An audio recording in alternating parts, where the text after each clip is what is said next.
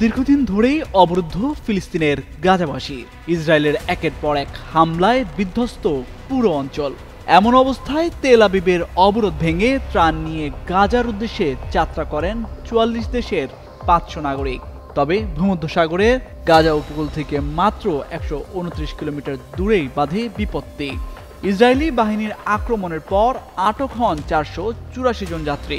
এ নিয়ে উত্তাল সারা বিশ্ব। তবে প্রশ্ন উঠছে, কি থাকছে আটক হওয়া এসব যাত্রীদের ভাগ্যে। ইসরায়েল জানিয়েছে, গাজার অবরোধ ভাঙার চেষ্টা করায় ৪২টি নৌযানের মধ্যে ৪১টি তাদের নৌবাহিনী আটক করেছে। কেবল একটি জাহাজ মেরিনেট এখনও চলাচল করছে বলে অনলাইনে ট্র্যাক করা গেছে। আর ফ্লোটিলার সংগঠক গ্লোবাল সুমুদ ফ্লোটিলা এক লাইভ স্ট্রিমে জানায়, মেরিনেট এখনও শক্তভাবে চলছে, তবে সেটি মিশরের উপকূলের সমান্তরাল দূরে অবস্থান করছে। জাহাজটি বর্তমানে গাজার আঞ্চলিক জলসীমা থেকে প্রায় ৪৮ নটিক্যাল মাইল পশ্চিমে অবস্থান করছে।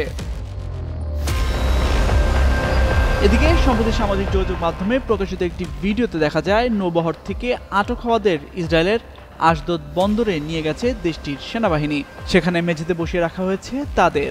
এ সময় তাদের সন্ত্রাসী বলে অভিহিত করে ভৎসনা করেন ইসরায়েলের অতি ডানপন্থী জাতীয় নিরাপত্তা মন্ত্রী বেন গভির। অন্যদিকে সামাজিক যোগাযোগ মাধ্যম এক্সে দেওয়া এক বিবৃতিতে ইসরায়েলের পররাষ্ট্র মন্ত্রণালয় বলছে, ফিলিস্তিনের মুক্তিগামী সংগঠন ও সুমুদ জাহাজের যাত্রীদের নিরাপদে ইসরায়েলে নিয়ে আসা হচ্ছে। তাদের ইউরোপে পাঠানোর প্রক্রিয়া শুরু হবে। যাত্রীরা সুস্থ ও নিরাপদে আছেন। এক্স পোস্টে থুনবার্গ ও অন্যান্য কর্মীদের ছবিও প্রকাশ করেছে ইসরায়েল। তামজিদ মির্জা, যুগান্তর নিউজ।